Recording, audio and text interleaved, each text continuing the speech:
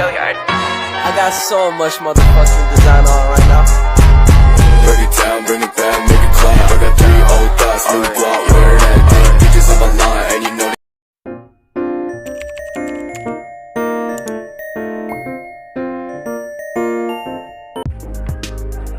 Hai, bertemu lagi dengan saya. Assalamualaikum warahmatullahi wabarakatuh. Perkenalkan, nama saya Adinda Nur Fadilah, nomor NIM 22402091. Baik, video kali ini saya akan meringkas sedikit tentang materi praktek ibadah dari materi pertama sampai dengan materi ke-6. Langsung saja dari materi pertama, praktek wudhu dan tayamum. Wudhu itu merupakan salah satu syarat sahnya sholat. Jadi ketika kita akan melakukan sholat, jadi wajibnya harus berwudhu. Orang yang akan sholat maka diwajibkan berwudhu terlebih dahulu. Tanpa wudhu sholatnya pun tidak akan sah. Oke? Secara bahasa, wudhu berarti keindahan dan mukhafaf, kebersihan. Pengertian tayamum. Tayamum merupakan cara menghilangkan hadas sebagai pengganti wudhu, dikarenakan ada sebab-sebab tertentu yang memaksakan orang tidak boleh dalam kondisi atau situasi tersebut. Tayamum ialah mengusapkan tanah ke muka, kedua tangan sampai dengan siku dengan beberapa syarat. Tayamum adalah pengganti wudhu dan mandi sebagai rukhsah atau keringanan bagi seseorang. Ada rukun wudhu dan tayamum. Yang pertama, rukun wudhu, yaitu niat ketika membasuh wajah. Niatnya sudah hafal kan? Yang kedua, ada membasuh wajah. Terus membasuh kedua tangan hingga siku. Lalu mengusap sebagian kepala dan membasuh kedua kaki hingga mata kaki. Yang terakhir adalah tertib. Kalau rukun tayamum, ada niat, ada mengusap muka dengan tanah atau debu, lalu mengusap kedua tangan sampai siku dan tertib. Yang kedua, praktek mensucikan najis dan macam najis. Najis adalah bentuk kotoran yang setiap muslim diwajibkan untuk membersihkan diri darinya atau mensucikannya sebagian yang terkena olehnya. Jadi yang terkena najis wajib dibersihkan ya.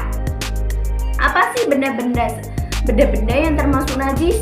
Yang pertama ada bangkai, ada darah, ada nanah, ada segala sesuatu benda cair yang keluar dari kedua pintu ya. Lalu ada arak, ada anjing dan babi, ada bagian binatang yang diambil di tubuhnya selagi hidup. Lalu kotoran dan kencing hewan yang haram dimakan, lalu hewan jalanan atau liar, lalu wadi, tentu mati, dan kencing dan muntah manusia. Terus ada beberapa jenis najis, ada 3 ya, yaitu najis mukhafaf, yaitu ringan, dan najis mutawasitah, ada sedang, dan najis mukhalasa, yaitu berat. Langsung saja ketiga, praktek sholat jamak qashar. Menjamak sholat adalah menghimpun atau mengumpulkan 2 sholat yang dikerjakan dalam satu waktu. Sholat jamak takdim dan jamak takhir. Yang pertama jamak takdim, yaitu menghimpun 2 sholat yang dikerjakan pada sholat yang pertama, pada waktu yang pertama. Lalu yang kedua, jamak takhir, menghimpun 2 sholat yang dikerjakan pada waktu sholat yang kedua atau terakhir. Lalu ada qashar. Qashar adalah memendekkan atau meringkas. Adapun sholat jamak qashar adalah meringkas jumlah sholat rokaatnya. sholat yang tadinya 4 rakaat menjadi 2 rakaat. Ada sholat jamak qashar takdim dan jamak qashar takhir. Lalu ada beberapa penyebab dibolehkannya sholat jamak, yaitu jamak dengan sebab safar. Apa itu safar? Safar yaitu berada di sebuah perjalanan yang jauh sekali. Lalu jamak dengan sebab adanya hujan. Lalu yang penyebab diperbolehkannya qashar adalah mengatakan bahwa diperbolehkannya mengqashar sholat disyaratkan harus dalam keadaan safar, yaitu sepanjang sholat itu berlangsung. Jadi dari sholat pertama sampai sholat kedua atau terakhir itu kita masih dalam perjalanan. Langsung yang keempat, praktek memandikan dan mengafani jenazah.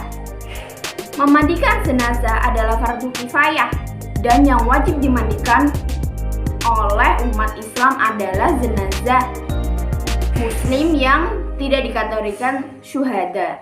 Jika seseorang muslim diketahui telah meninggal atau hilang tetapi yang ditemukan hanya sebagian badannya, maka itu pun wajib harus sebagian badannya yang ketemu itu menurut Imam Syafi'i, menurut Al-Syafi'i sebagian badan tersebut dimandikan, dikafani dan juga disolatkan ya teman-teman. Lalu apa sih syarat wajib memandikan jenazah? Yang pertama, si mayitnya wajib muslim. Yang kedua, tubuh si mayit masih ada walaupun sedikit tadi, ya kan? Lalu si mayit itu bukan wafat dengan keadaan syahid atau meninggal dalam peperangan membela agama Allah. Lalu mengafani jenazah. Dari segi hukumnya, mengafani mayit adalah fardu kifayah, yakni apabila seseorang telah melakukan, maka gugurkan beban dosa dari yang lain. Hal ini berdasarkan perintah Rasulullah SAW dalam hadisnya yang mengisahkan orang yang memakai ihram terjatuh dari untanya. Lalu yang kelima ada praktek sholat jenazah dan mengubur jenazah. Hukum sholat jenazah. Jumhur ulama berpendapat bahwa memandikan jenazah adalah fardu kifayah.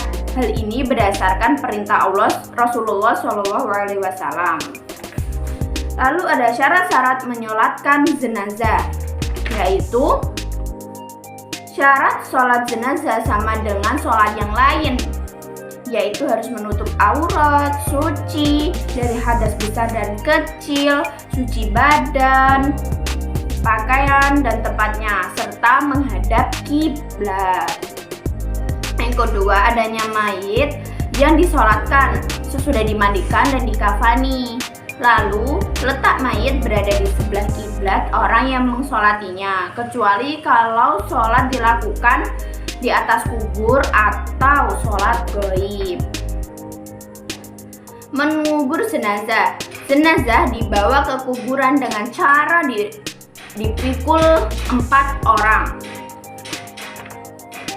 Yang dibawa berjalan cepat tetapi tidak berlari. Jika lokasi penguburan jauh, maka diperbolehkan diangkut menggunakan mobil. Lalu ada praktik sholat Idul Fitri. Yang pertama, sholat Idul Fitri itu merupakan sholat sunnah 2 rakaat yang dilaksanakan oleh umat Islam ketika telah merayakan hari raya.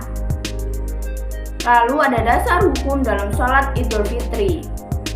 Adapun dalil yang dijadikan landasan dari Abdullah bin Umar berkata, Rasulullah, Abu Bakar dan Umar melaksanakan sholat 2 hari raya Id sebelum khutbah. Hadis riwayat Al-Bukhari dan Muslim. Pun syarat dan sunnah sholat Idul Fitri. Sholat Id tidak berlaku bagi orang lupa, anak-anak, orang gila, hamba sahaya yang tidak diizinkan oleh orang tuanya, penyakit yang parah, sakit, serta musafir yang tidak diwajibkan sholat Jumat. Oke, tadi tersebut merupakan sedikit ringkasan tentang beberapa materi dari materi pertama sampai dengan materi ke-6. Terima kasih dan mohon maaf sebesar-besarnya bila ada kekurangan dalam video ini. Kurang lebihnya saya ucapkan wassalamualaikum warahmatullahi wabarakatuh. Bye bye.